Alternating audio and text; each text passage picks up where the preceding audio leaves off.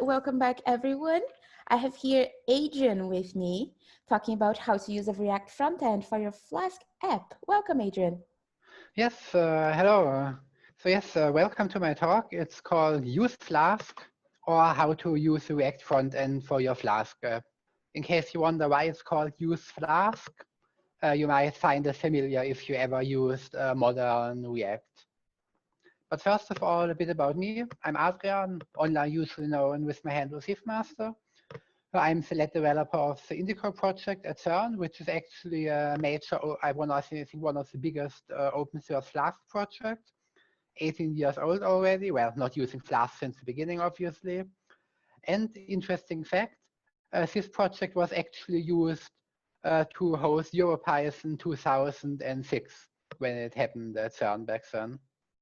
Even still have the old timetable from then. Anyway, I'm also one of the maintainers of the Pallets project, which I guess you all know. I'm a Python enthusiast since about 11 years now, so quite some time since I moved on from PHP and certain other weird programming languages. And I'm also very proud that I'm, as a former jQuery fan, I also moved on from that, and now I'm very much sold on React. Anyway, to the actual technical stuff, what's the current status on what people usually use for their Flask frontend? So mostly it's, well, at least based on what I see people ask on IRC and Discord nowadays, lots of WTForms, jQuery, simple AJAX, and good old JavaScript, which honestly, in principle, so none of them are particularly bad. But for example, with WTForms, you have something that's actually quite easy to use for simple cases. It's amazing if you just want to generate like a simple HTML form, for example. But if you then start adding some more advanced custom widgets, in some cases, it's more like welcome to WTForms. Because, for example, if you submit a form, you're sending a value back, which might be some custom JSON generated by a JavaScript widget. Then validation fails for some reason. So you have to send the data back to re-render the form. So basically, the value needs to make a round trip. Problem is, what if you're sending garbage data, for example, because you don't do much client-side validation? You might not be able to properly convert the data to the Python-side format and send back to what the client expects. So you kind of might have a case of garbage in, garbage out. I just have to discard the data, which is not great for the user. So yeah, WTForms can get a bit tricky in those cases. Then jQuery, well, usually I would ask the audience now, but do any of you still want to use it? And I think when I did a very similar talk at EuroPython last year, there were only very few that actually raised their hands. Why? Well, jQuery actually used to be quite nice. Like I even did my bachelor project on jQuery, but nowadays feels a bit like spaghetti code if you read the typical jQuery-based script. Also, you have to splatter IDs and classes all over your code to connect the JavaScript to the DOM elements. And if you have bigger things, they are sometimes barely maintainable. Because again, you have a very close tie between the DOM structure and the JavaScript. So maybe you change some layout, so you reorganize things, suddenly your script might break because you were expecting a certain hierarchy. So yeah, quite hard to maintain. Then AJAX, probably one of the best things that happened to the web, but XML HTTP request has a quite horrible API, like having to check for some obscure ready state, callback hell, no promises by default. So not particularly nice to use. Nowadays, luckily, there's Fetch, which is much nicer. The modern API, modern browsers support it. Quite nice, actually. Then again, another problem with AJAX, how are you connecting frontend and backend? Are you just sending back large chunks of HTML, which honestly is also not a bad choice in some cases, because like this, you can just use Ginger on the server side, render a template, return an HTML snippet, and then embed it in your DOM. Works perfectly well, especially if you maybe just want to lazy load some part that might be a bit slower. But nowadays you all probably want an API as well. So are you duplicating code now? Because on one hand you have to send HTML for your front end, on the other hand you have to send JSON for your API. And while you can just pass your whole SQL Alchemy objects to Ginger, because if there's something sensitive in it, you simply don't access and render it. With JSON, you can't do that, because if you send everything back on JSON, the client can see it. So you might end up duplicating code for the same thing in two places. So yeah, wouldn't it be nicer if you could just send JSON for both? Next part, JavaScript. Well, from what I see, most people just load a JS file directly using a normal script tag. So the own code is usually not transpiled in any way. Sometimes it's minified, but also quite rare unless it's somebody embedding a library where a minified version is already available. So you probably even find like large hardware vendored libraries in Git repos, which then just makes the repo bigger. And of course, lots of code is still written like supporting old browsers, especially if you want to support old IE and Edge versions, not particularly nice. Even so, you probably shouldn't support those old versions at all unless you get paid for it. Then let me ask you a question, why are you still writing the same kind of JavaScript you wrote 11 years ago? Because nowadays JavaScript is much more modern. You can use some very nice features. So you don't have to like make so much legacy stuff. So how can we improve this? For the assets, you can use a bundling tool like Webpack, which is basically a bit like a compiler or linker for front-end resources. It takes your JavaScript, even CSS or images and fonts, depending on how you configure it, and then outputs a bundle that can be easily loaded on the client side. You can also use modern JavaScript features, more commonly known as ES6 or ES 2020, or sometimes you hear ES 2019, depending on which version you use. And the nice thing is with transpiling, you can already use it, even if you need to support, let's say, IE11, which I hope you don't.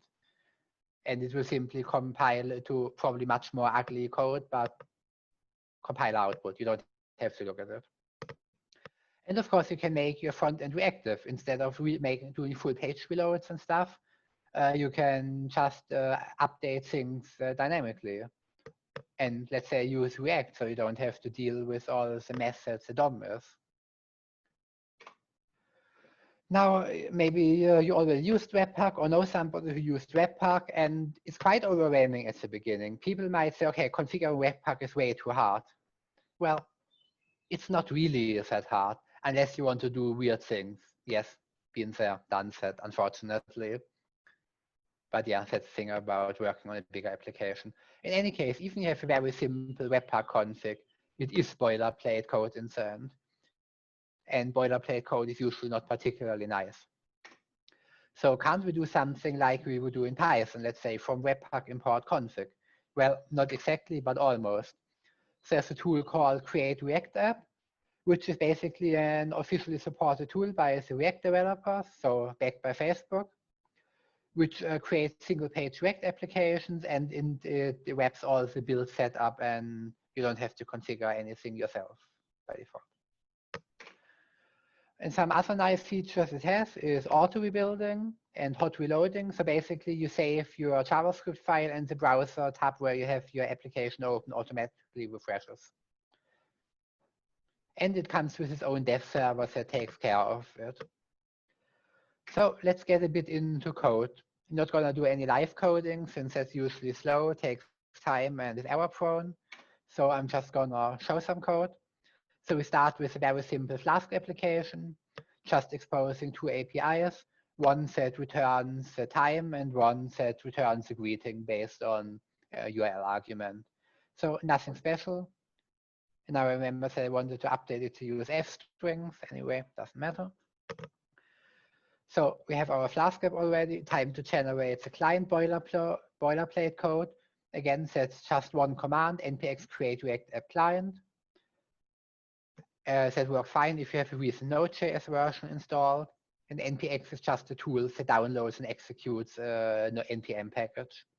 So really something you can just paste in your terminal, basically. So we want to, of course, connect the front end with Flask backend. So how do we access our APIs? We could, of course, hardcode the call to /API time and whatever, except that this is quite ugly. And if you change the URL, you would have to change the front end as well. Even worse, if any of those URLs are dynamic. So let's say this greeting example, you might have to take care of URL encoding. You might have to use string concatenation, template literal for anything to embed the values. So getting quite ugly, especially if you maybe even have dynamic data where sometimes you pass an argument, sometimes not. So yeah, we don't want to do that. So let's install some more packages. So one Python package, two Node packages, and by running the last two commands inside the client folder where you would have to do it anyway, it already updates your package JSON to add this as dependencies in addition to what Create React App adds. Unfortunately, we cannot do it without at least a little bit of boilerplate, because we need to somehow expose the Flask URL logic to the front end. So this is literally something you could copy and paste. It's using something called the macro plugin for Babel and Webpack. Not going to go into any details right now. And last thing we do, we link the dev servers. So when you have access the front end, it will forward certain requests to our Flask backend. Again, something that could be copy and pasted. Of course, there are also alternatives for this, like course requests or putting engines in front of it and do the forwarding there to different apps. But for development, we can keep something very simple like this. So to summarize, we have a Flask app now that provides an API. We have the boilerplate for our React frontend. We have a way to build Flask URLs in JavaScript, and we have one user-facing endpoint for all requests, both front-end and back-end. So time to actually write the React front-end. Again, we start with a file that was created by Create React App. And this is just a demo component. If you wonder why you have what looks like HTML in JavaScript, this is called js-flask, which is something that's very common together with React, where you can basically embed XML-like content directly in JavaScript. So in this case, we just instantiate our demo component, which we still have to write. And very similar to actual HTML in this area, we simply render it at this point, whatever demo then returns. So what do we put in the demo component? First of all, import the logic to build those API URLs we talked about before. And then we can actually start implementing our logic. If you wrote React, this probably looks familiar to you. Otherwise, let me quickly explain what it does. So we have a React state hook. It's basically where you can store data, and whenever you update it, React updates the display, which is called a re-render in React. Then we have what's called the use effect hook, which is quite fancy. You can use it for lots of things. But in this case, by using this empty array in line 8, we basically tell React that we want to run this code once and only once when this component renders. And I would say the code inside the effect is quite clear. It simply sends an HTTP request to what time URL returns, converts it to JSON, and then sets data in the state to the field now from the return JSON data. And we then display a message whenever this component renders, and we already have the time, showing the time the server returned, and another URL just as an example how to build it with an argument. So now you might wonder, how the hell does all of this work? Do you accept this answer? Maybe you should, but probably you won't. So let me go into some details. So first of all, when we import the Flask urls.macro package, this tells the Babel plugin that we want to load this special macro, but it doesn't do anything on its own yet. But now when we use this macro as a tagged template literal, which is a modern JavaScript feature, where basically since the template string is processed by this function, this actually triggers a macro, and at compile time, it receives the AST node of this line, well, this statement, and then does something with it. And here, this is literally just like calling URL4 on the greeting endpoint with the name snake keyword argument. And if you're curious, this is what this actually compiles to. Luckily, this is code you never need to look at since it's compiled output. So how does the demo app looks like? Actually like this. So as you can see, I opened it a bit earlier, and if I refresh it now, it will always show us the current time from the server.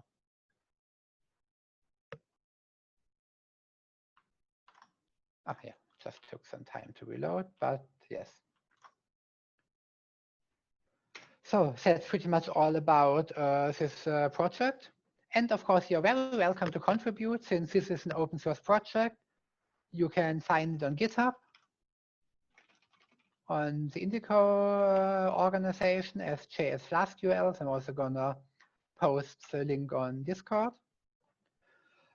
And if you're now curious how you could contribute, we could really use some documentation because, well, I and my colleagues don't really like writing docs, so we only have examples for now.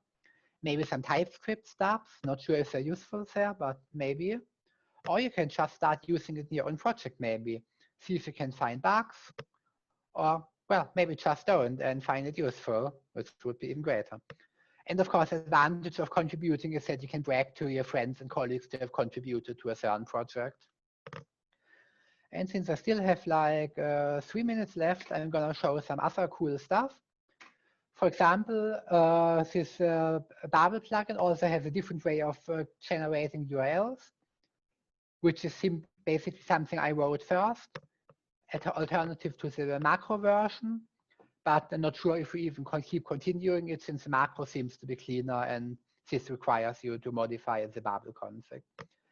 Since there are some packages I really need to point out, because usually you validate data with something like WTForms in classic apps with WTForms.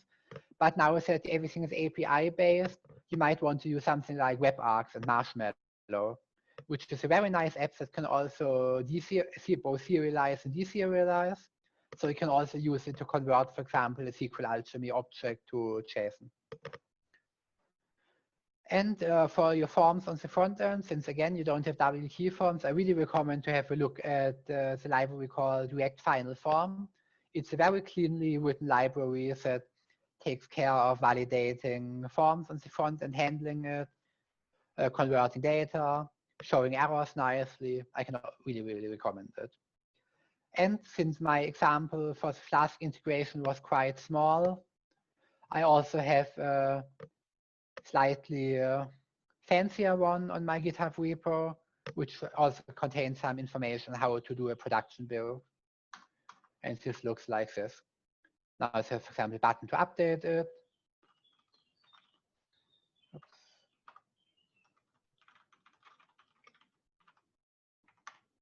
So it shows me the URL it generates. I can even send requests, and yeah, in general it looks nicer. So it's simply a more fancy demo app. So now I'm done. If you want to reach out to me for any reason, you can find me on GitHub and Twitter, or on IRC, or even on Discord. I'm also in the Pallets Discord, of course. And usually I would now mention that I have some hexagonal stickers, but well, since it's a virtual event, I unfortunately can't give you any, but who knows? Maybe I meet some of you at a real event like EuroPython next year. So who knows? Maybe you can grab some stickers there. So now you're very welcome to ask me any questions if you want. And just one thing I would like to mention.